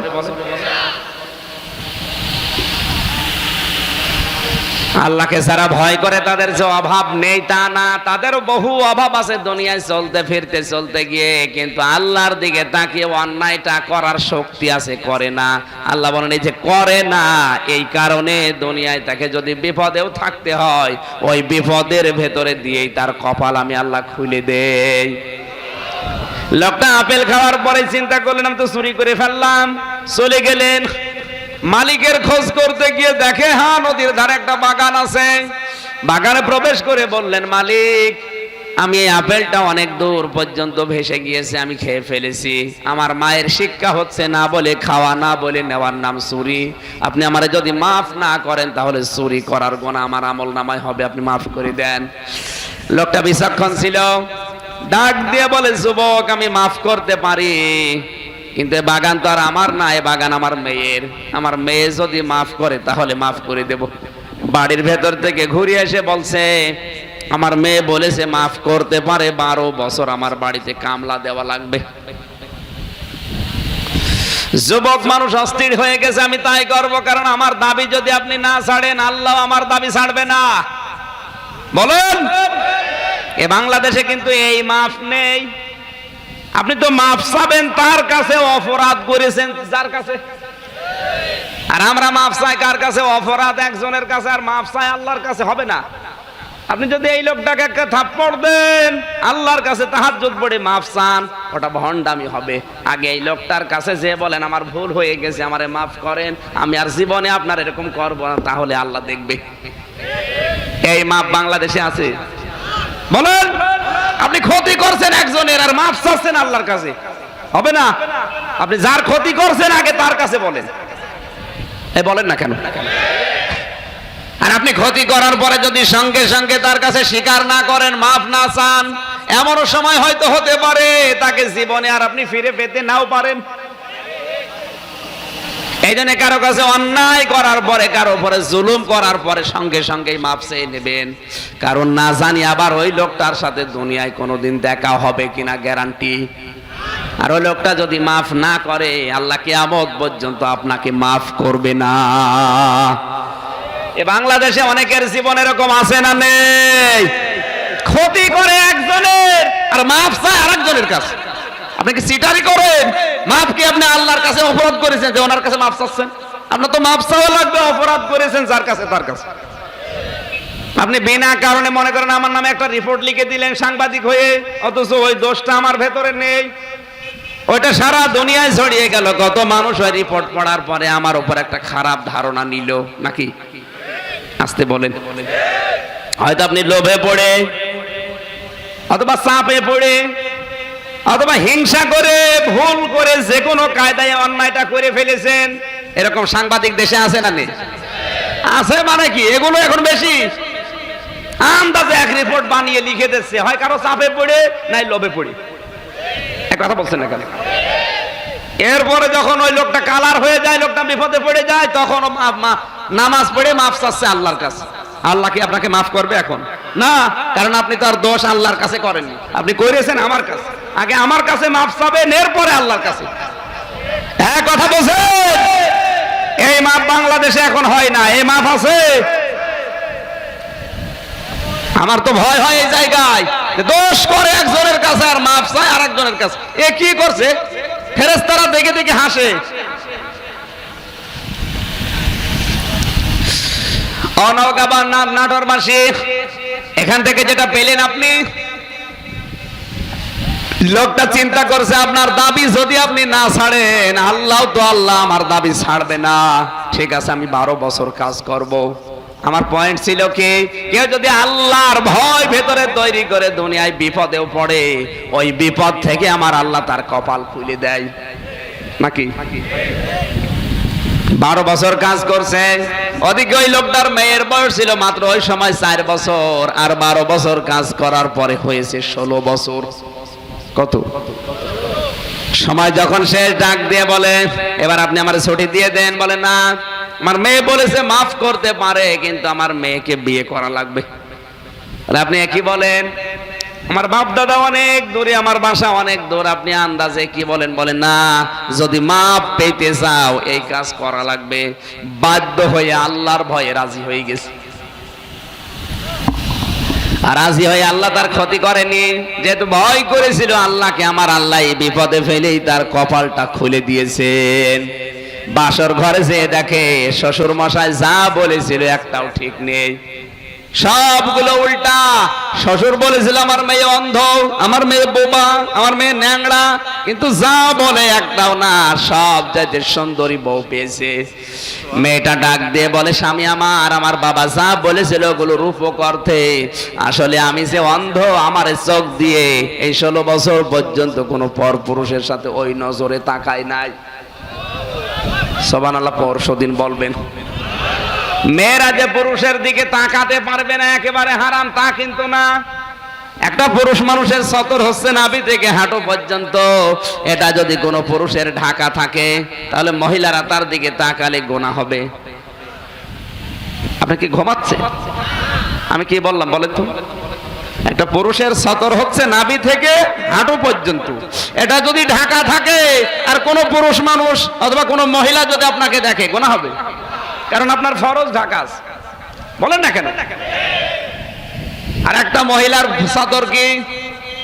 মুখমণ্ডল, হাতের কবজি আর পায়ের পাতা বাদ দিয়ে পুরা শরীর। কি বলেন না কেন? তাহলে ওর চুলটা। এখন যদি ওই মহিলার হাতের কবজি খোলা থাকে, পায়ের পাতা খোলা থাকে আর মুখমণ্ডল খোলা থাকে, তাহলে ওই মহিলাকে দেখলে আপনার গুনাহ হবে।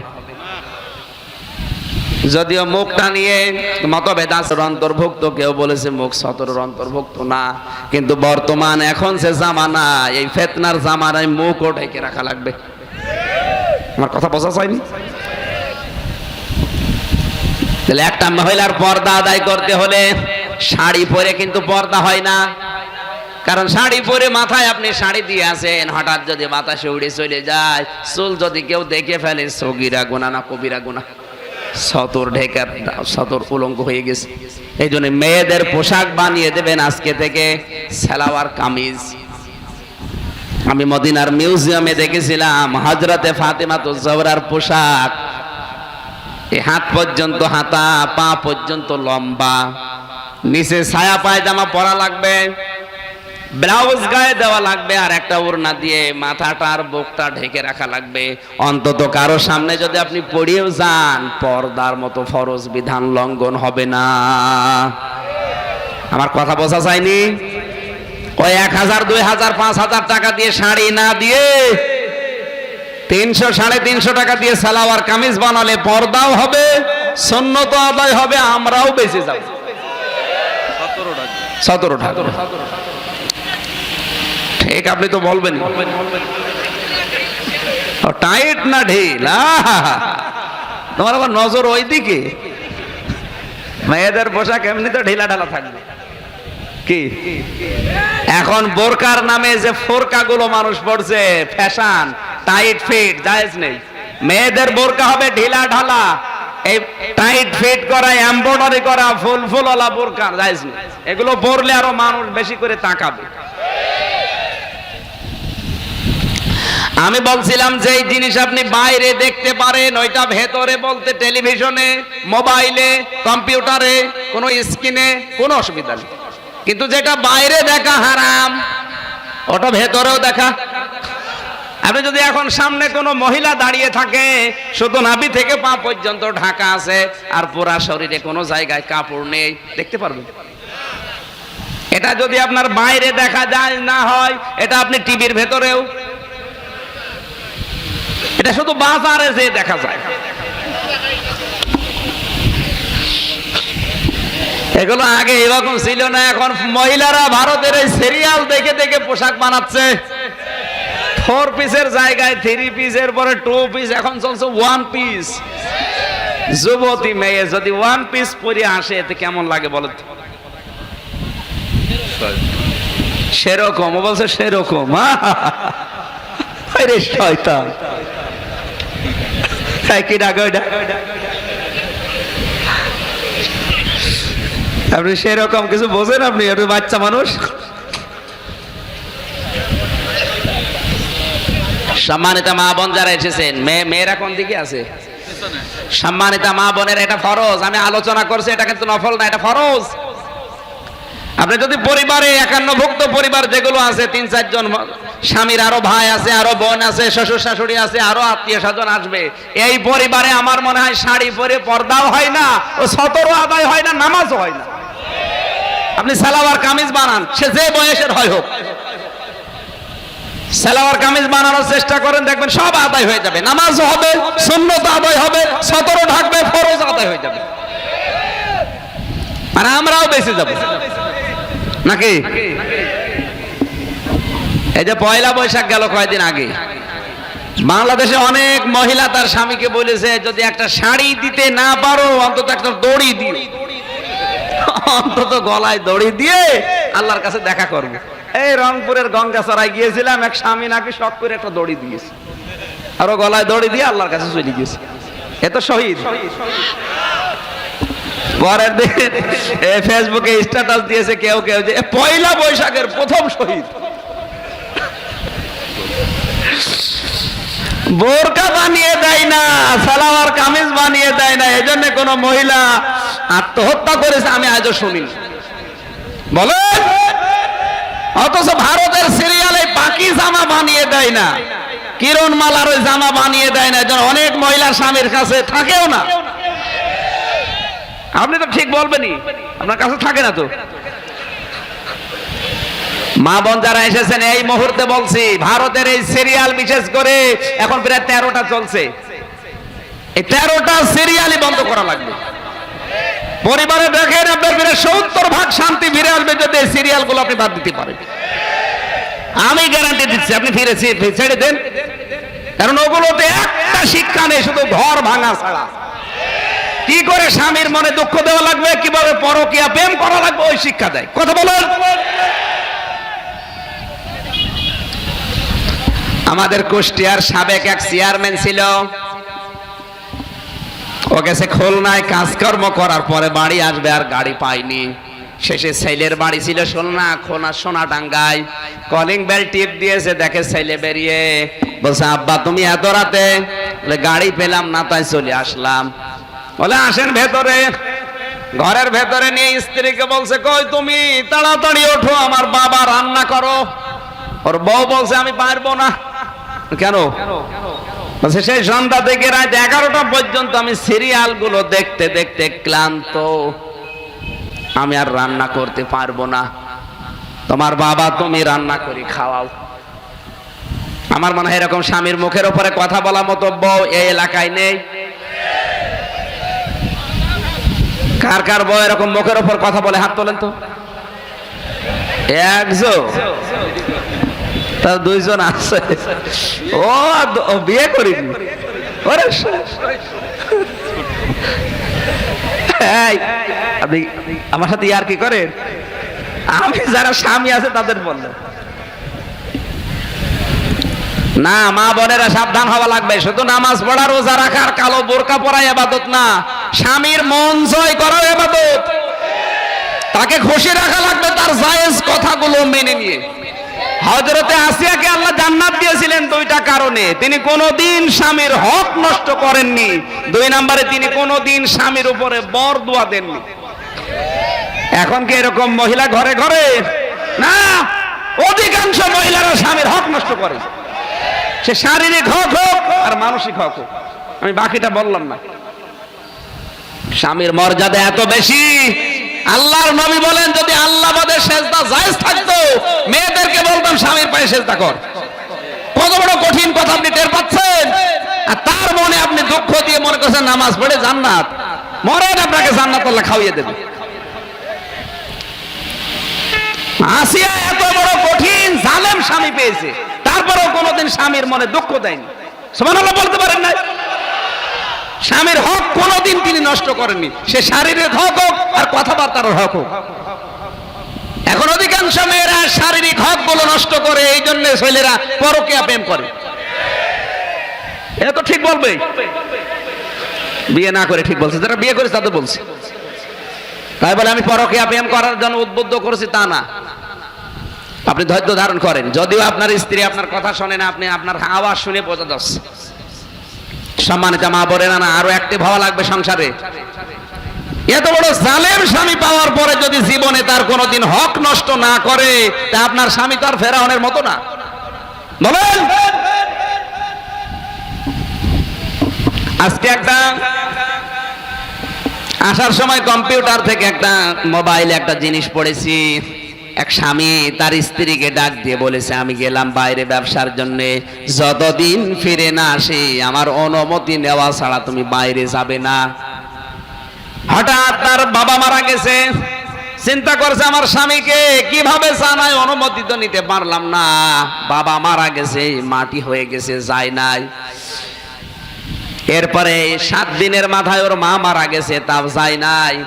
স্বামী এসে ডাক দিয়ে বলে, কি হয়েছে? বলে এরকম বাবা মা দুইজনই বিদায় নিয়েছে, কিন্তু তোমার অনুমতি ছিল না, এজন্য আমি যেতে পারি নাই। ওই রাতে ওই মেয়েটাকে স্বপ্ন দেখানো হচ্ছে, স্বামীর এই কথার উপরে গুরুত্ব দেওয়ার কারণে তোমার পেছনের যত অপরাধ আমার আল্লাহ মাফ করে দিয়েছে। স্বামী আপনার জন্য নিয়ামত, এটাকে ঝেলায় খেলায় নষ্ট করছে অনেকে। 2 নম্বরে কোন দিন হযরতে আসিয়া স্বামীর উপরে বরদোয়া দেননি। কি দোয়া? এখন মহিলারা দেয় না, দেয় না? আপনি সব কিছু দেবেন, জীবন প্রাণ উড়ান করে, হঠাৎ যদি একটা সাবান কম হয় 14 বংশ তুলে গালি দেবে।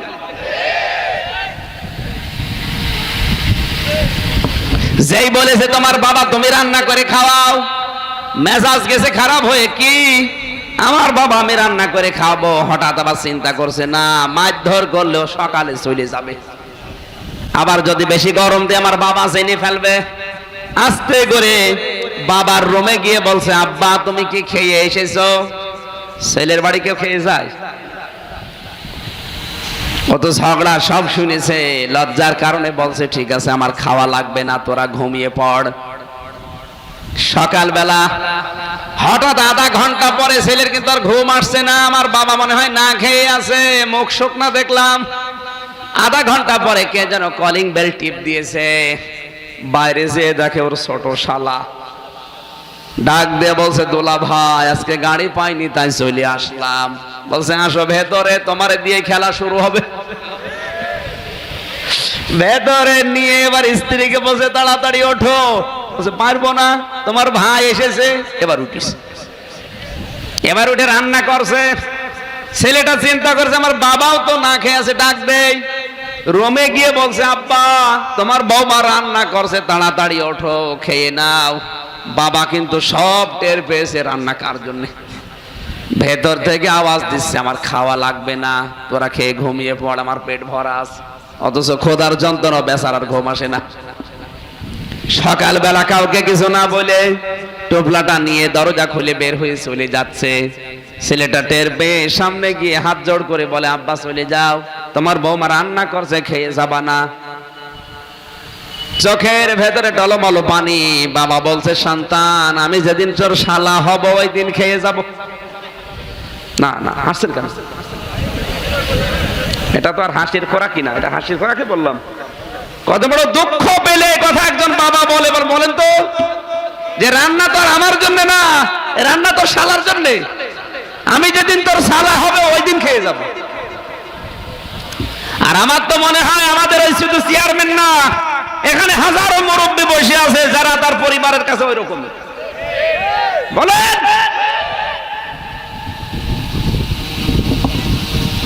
অথচ পুরা কোরআন শরীফের ভেতরে আমি যত জায়গায় আল্লাহর ইবাদতের কথা পেয়েছি, তত জায়গায় মা বাবার নাম পেয়েছি। আর যেখানেই মা বাবার নাম পেয়েছি সেখানে ব্যাখ্যা পেয়েছি। সুবহানাল্লাহ বলতে পারেন না? এত ব্যাখ্যা দুনিয়ায় কারো নামে আল্লাহ দেয়নি। আল্লাহ রাব্বুল আলামিন ব্যাখ্যা দিতে দিতে এ পর্যন্ত এসেছেন, ওয়াখফিদ লাহুমা জানাহাযুল্লি মিনার রাহমা।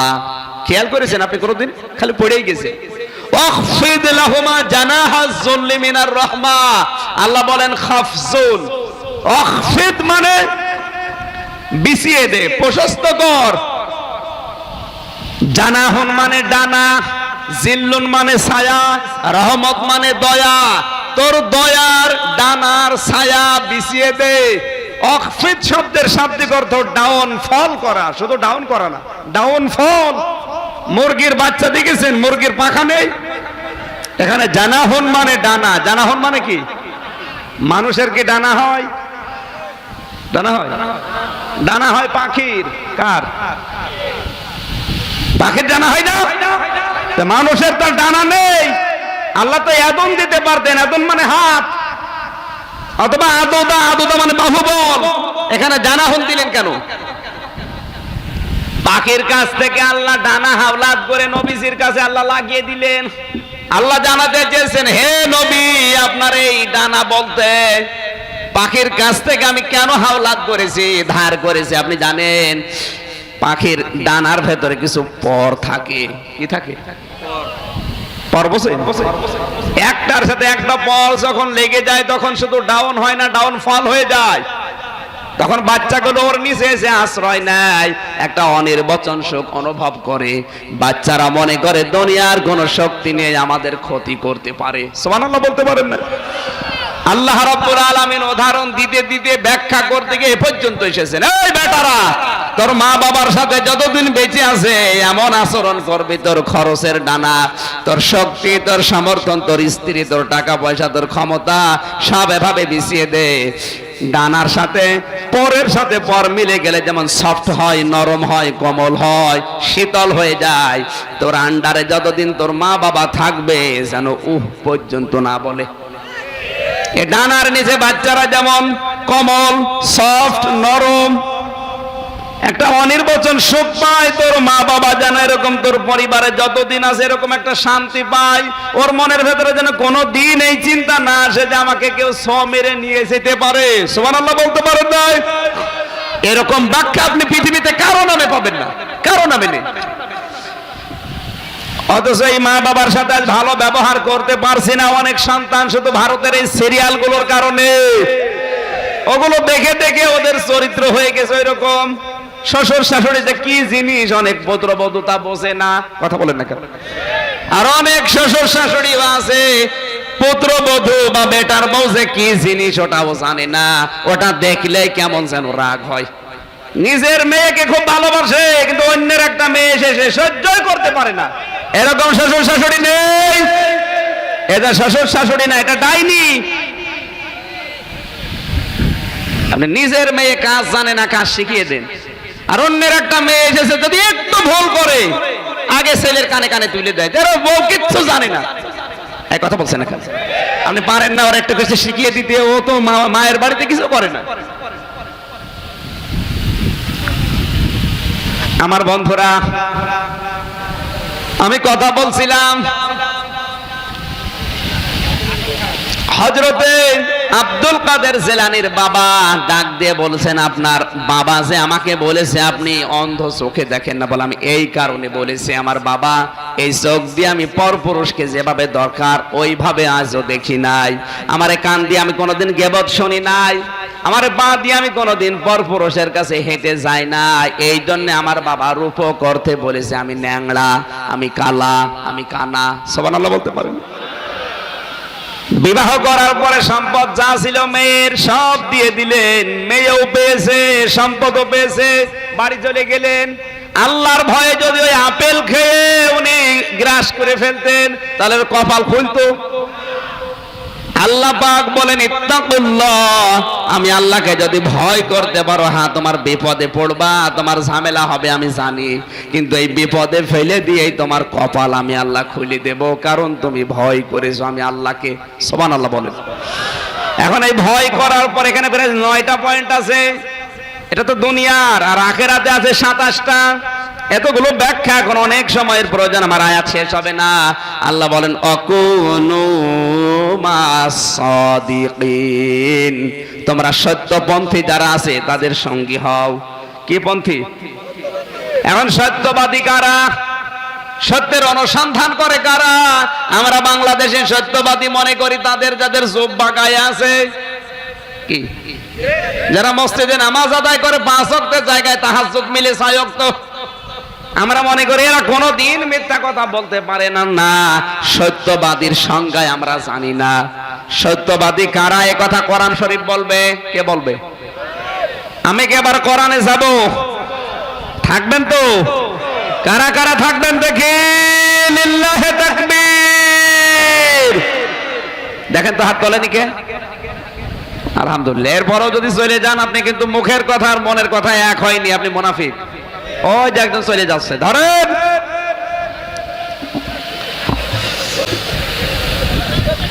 এই সত্যবাদী কারা? এটাকে আমি ফতোয়া দিলে মানবেন? এ হুজুর দিলে মানবেন? কে দেবে? এবার আল্লাহ যে ফতোয়া দিচ্ছে এটা যদি আপনার সাথে না মেলে তাহলে আপনাকে এটা মেনে নেওয়ার মতো মন তৈরি করা লাগবে। আল্লাহ রাব্বুল আলামিন এবার ফতোয়া দিচ্ছেন, সত্যবাদী কারা? তোমরা যাদেরকে ধারণা করো ওগুলো না। সত্যবাদী কারা? সূরা বাকারার 177 নম্বর আয়াতে আমার আল্লাহ ব্যাখ্যা দিয়ে জানিয়েছেন 10টা গুণ যাদের ভেতরে আছে এরা আমি আল্লাহর ভাষায় সত্যবাদী, আর তোমাদেরকে আদেশ দিলাম তোমরা এদের সঙ্গী হয়ে থাকবে। সুবহানাল্লাহ বলেন। তাহলে আমরা এবার দেখি তো এই 10টা গুণ কাদের ভেতরে আছে। এখন কোরআন দিয়ে বলতে গেলে যদি ওই 10টা গুণ এই দেশে যার ভেতরে আছে আপনি তার শত্রু, এই জন্য আমি বলছি না, থাক। শুনবে, কোনো ভয় করছে না? কোরআনে কারীম জানিয়েছে, আল্লাহ রাব্বুল আলামিন বলেন লাইসাল বিররান তুওয়াল্লু ওয়াজুহাকুম কিবালাল মাশরিকি ওয়াল মাগরিবি ওয়ালাকিন্নাল বিররা মান আমানা বিল্লাহ। সূরা বাকারার 177 নম্বর আয়াতে আল্লাহ সত্যবাদীদের পরিচয় দিচ্ছেন, লাইসাল বিররা তুওয়াল্লু ওয়াজুহাকুম, আপনারা যারা নামাজ আদায় করেন শুধু পূর্ব দিকে পশ্চিম দিকে মুখ ফেরালেই নামাজ আদায় হয়ে যাবে, এইটাই নেকির কাজ। আল্লাহ বলেন না। শুধু মনে করছো আমি 5 ওয়াক্ত নামাজ পশ্চিম দিকে ঘুরে নামাজ পড়ি, অথবা বাইতুল মুকাদ্দাসে যারা নামাজ আদায় করতো তারা মনে করেছিল বাইতুল মুকাদ্দাসের দিকে নামাজ আদায় করি আমরাই তো ভালো মানুষ, আমরাই সৎকার, আমরাই নেককার, এইটাই আসল কাজ আমরা করছি। আল্লাহ বলেন না, ওয়ালাকিন্নাল বিররা মান আমানা বিল্লাহ। আসল নেক কাজ তো ওই লোকটা করে যে লোকটা আল্লাহর প্রতি বিশ্বাস করে। কার প্রতি? এখন আল্লাহর প্রতি বিশ্বাস কি কেমন ভাবে করা লাগে, এক একটা শব্দে এই জন্য ব্যাখ্যা করা লাগে। আপনারা মেলা দেরি করে তুলে ফেলেছেন, আরো আগে তোলার দরকার ছিল।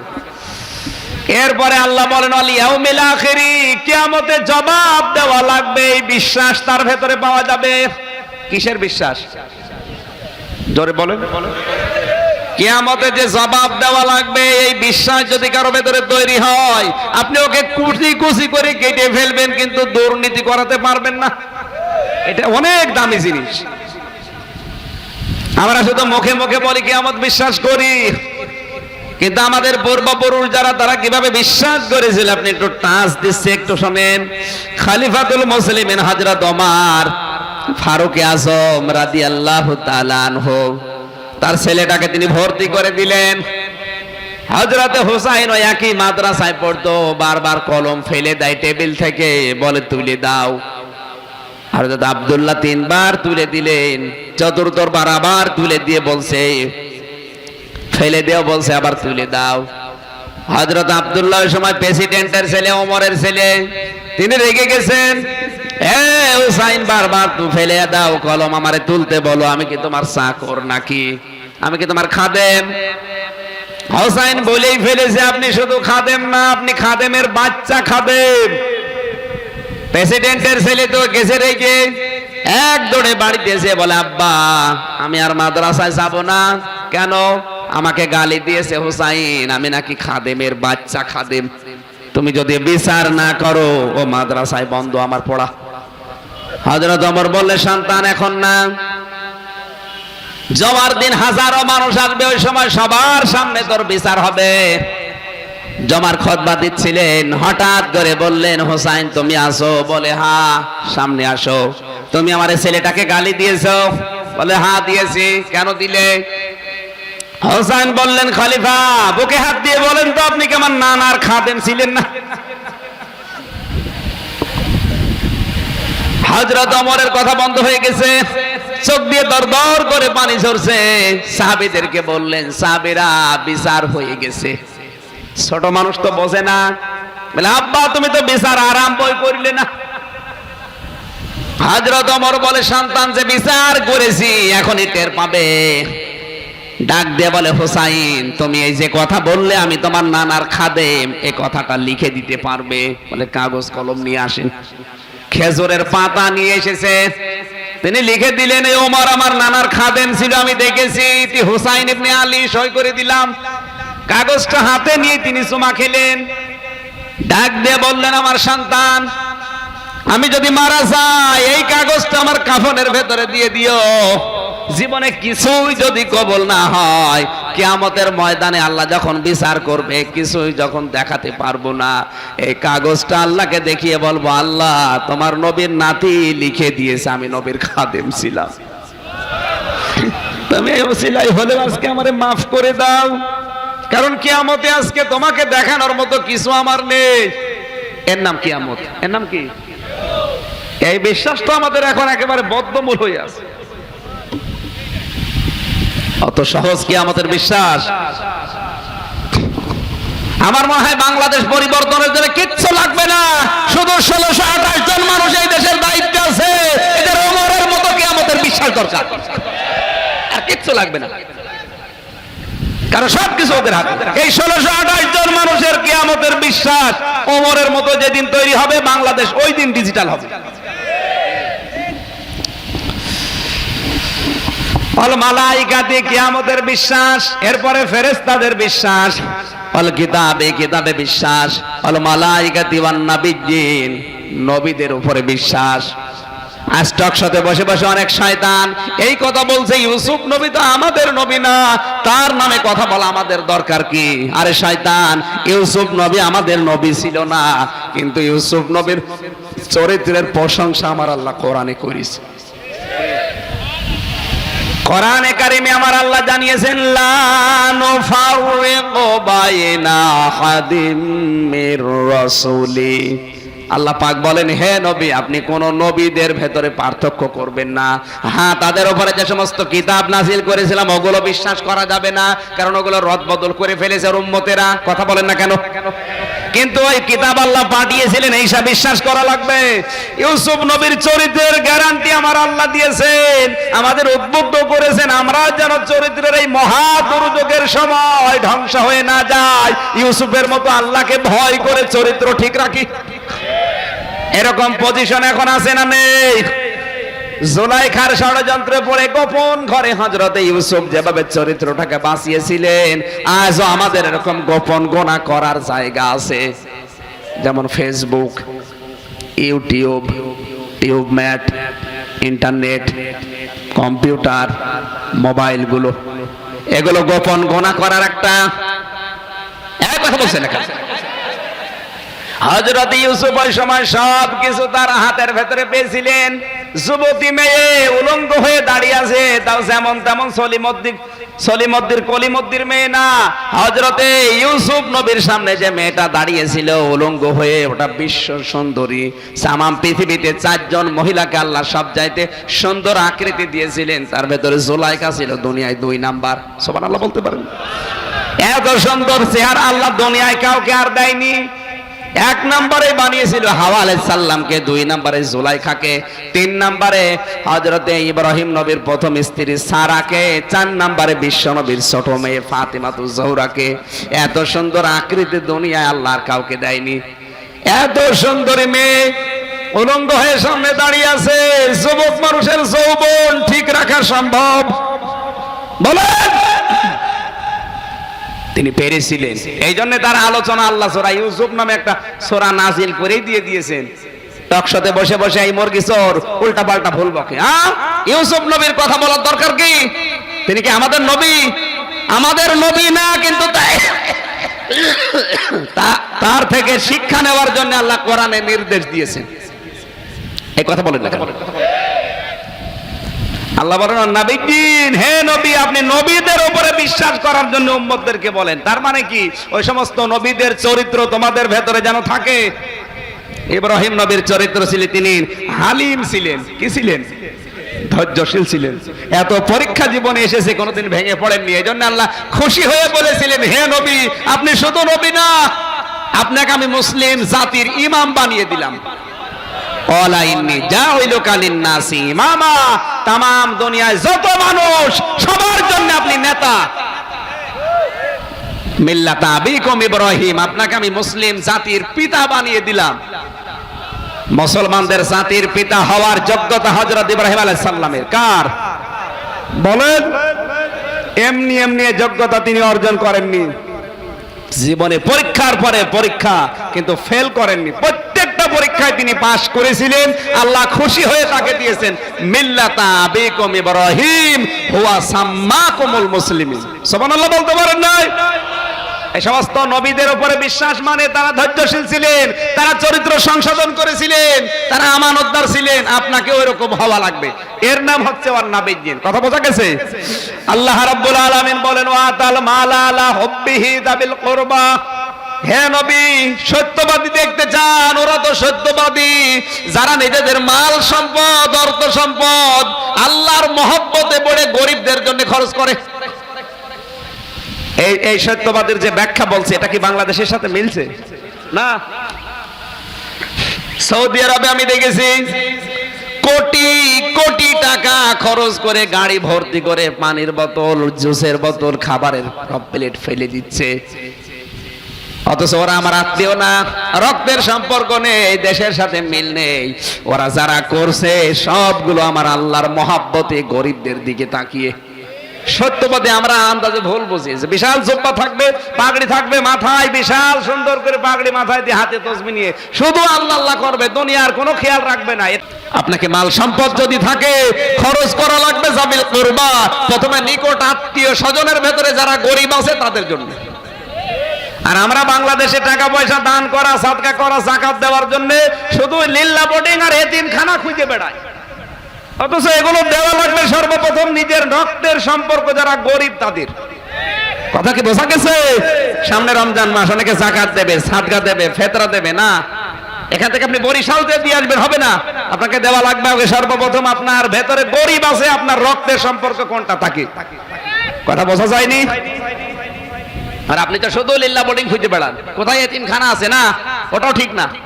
আপনি আগে দেখবেন আপনার আত্মীয়র ভেতরে যারা রক্তের সম্পর্ক বেশি, এরা গরিবকে। কথা বোঝা গেছে না? এরপরে আল্লাহ দিয়েছেন ওয়াল ইয়াতামা, এতিমদের জন্য, ওয়াল মাসাকিনা, মিসকিনদের জন্য, ওয়াবনা সাবিল, যারা মুসাফির তাদের জন্য, ওয়াসাইলিনা ওয়া ফির রিকাব, ভিক্ষুকের জন্য। এখানে সায়েল বলতে 2 প্রকার। এমন ভিক্ষুক আছে চক্ষু লজ্জা ত্যাগ করে সে চাইতে পারে, কিন্তু এমনও গরিব মানুষ আছে যেই লোকটা গরিব অভাবী কিন্তু চক্ষু লজ্জার কারণে চাইতে পারে না। আমি কি বেশি বললাম? এরকম মানুষ আছে। আপনার টাকা পয়সা যদি থাকে, অর্থ সম্পদ, আপনার ক্ষমতা, তাহলে এদের জন্য আপনি ব্যয় করেন যতটুকু পারেন। এরপরে অফের রেকর্ড দাস মুক্তির জন্য। এখন তো আর দাস নেই, আছে? তাহলে এই আয়াতটা কি ডিলিট হয়ে যাবে? এই দাস মুক্তির ব্যাখ্যায় মুফাসসিররা লিখেছেন, বিনা কারণে বিনা অপরাধে যারা কয়েদি, এদের কয়েদি থেকে মুক্ত করার জন্য আপনার যাকাতের টাকা, আপনার দানের টাকা, সাদকার টাকা তাকে দিয়ে অন্তত তাকে মুক্ত করেন। আমার মনে হয় এখন বাংলাদেশের জন্য আয়াতটা এখন 100 ভাগ কার্যকর করা দরকার। কত হাজারো মানুষ বিনা কারণে জেলে পচতেছে বছরের পরে বছর। আপনার যাকাত, সাদকা, ফিতরার টাকাগুলো তাদেরকে দিয়ে মুক্ত করেন। দুনিয়ার বাতাস খাওয়াতে তাকে সাহায্য করেন। যদি এটা না করেন, আল্লাহর কসম আপনি সাদেকেন না।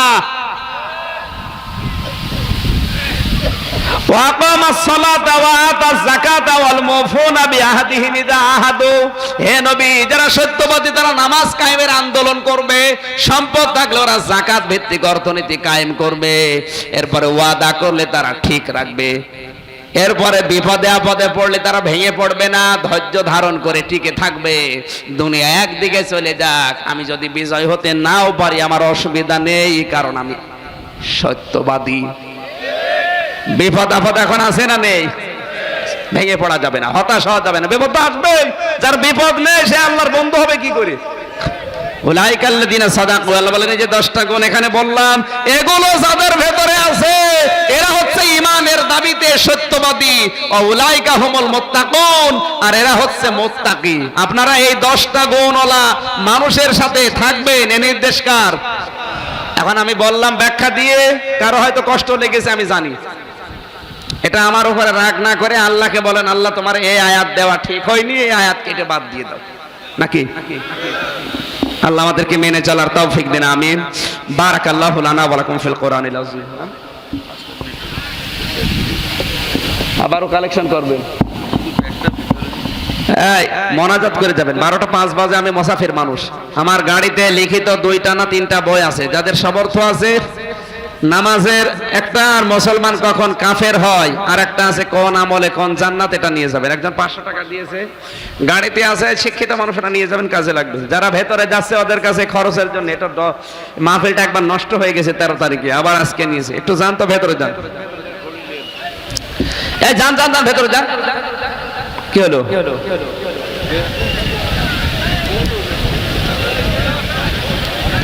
এর আগে ব্যাগ দেননি? ব্যাগ গেছে, তাহলে থাক, কয় টাকায় উঠবে ওর জন্য বিরক্ত হবে।